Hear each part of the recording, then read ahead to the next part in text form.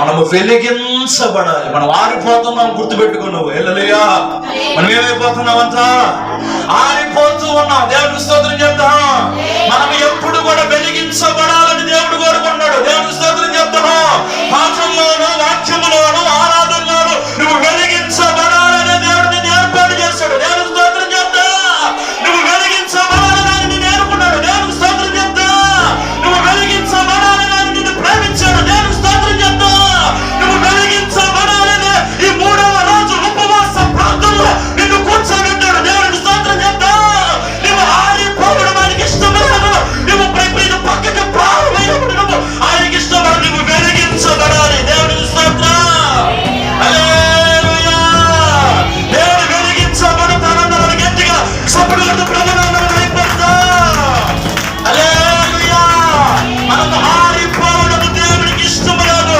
మనము పతనమైపోవడం దేవుడికి ఇష్టం లేదు. మనలో ఉన్నటువంటి యొక్క పరిశుద్ధాత్మ అగ్ని ఎవరిని తక్కువ చేయబడము దేవుడికి ఇష్టం లేదు. దేవుడు నీకు ఇచ్చిన టాలెంట్ని బట్టి నువ్వు వెలిగించబడదువు గాక.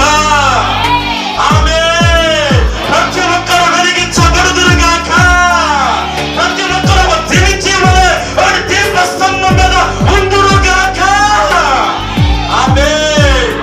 దేవుడు మనల్ని వెలిగించాడు. గుర్తుపెట్టుకో మాట. నువ్వేదో ఆరిపోయిన కట్టెలా కాదు నీ బతుకు. నువ్వెప్పుడు వెలుగుతూనే ఉండాలి. నువ్వెప్పుడు ప్రకాశవంతంగానే ఉండాలి.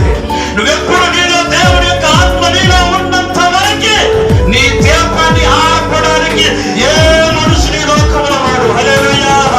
చాలా మంది నేను చచ్చిపోవాలని చంపేస్తారేమో అనుకుంటున్నారు. మధ్యలో మామూలుగా ఉంది, నన్ను ఎవరైనా చంపేస్తారేమో గారు అంటే నేను చెప్తున్న మాట, నీలో ఉన్నవాడు మోసము కలిగిన దేవుడికి స్తోత్రం చెప్తా. హల్లెలూయా.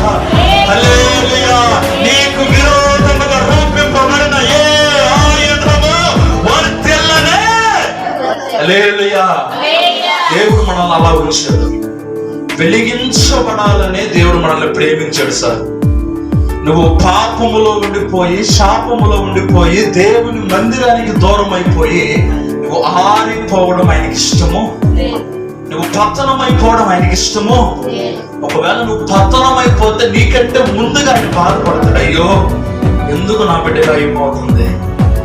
అవన్నీ ఇస్తున్నా, అన్ని సమకూరుస్తున్నా. ఎందువలన ఈ బలహీనత, ఎందువలన ఈ రోగము, విడిపించుకోలేని కొన్ని విషయాల ద్వారా విడుదల పొందలేని దౌర్భాగ్యపు పరిస్థితి ఎందుకు మనకి వచ్చిందంటే మనము ఆరిపోయిన దీపం వలె ఉన్నాం. హల్లెలూయా.